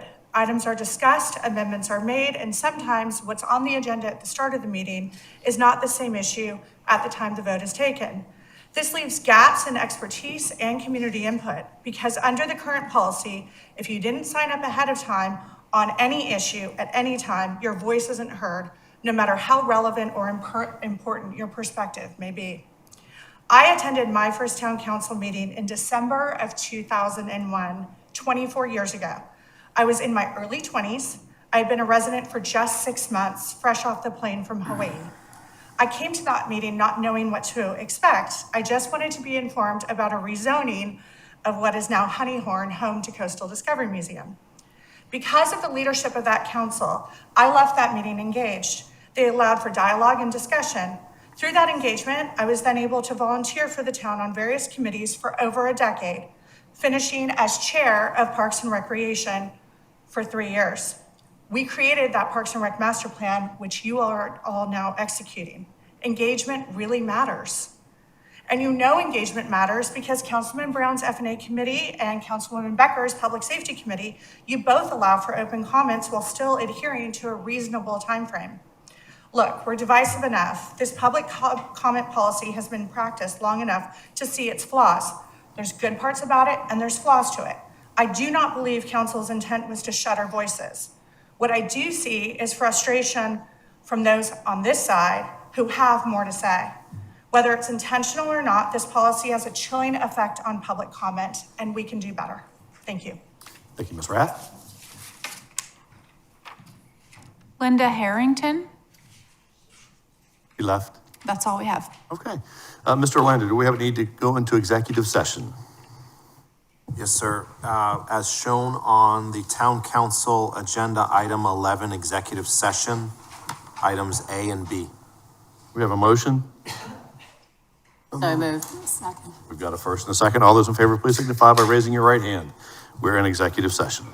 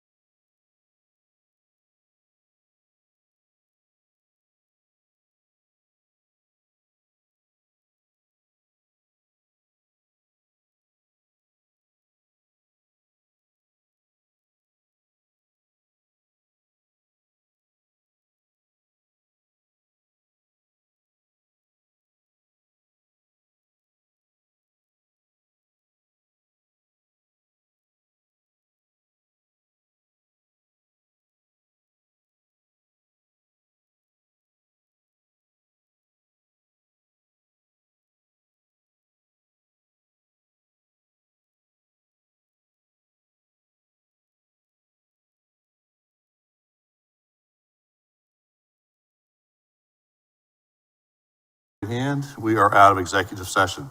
Mr. Brown, do we have any activity coming out of executive session? No, sir.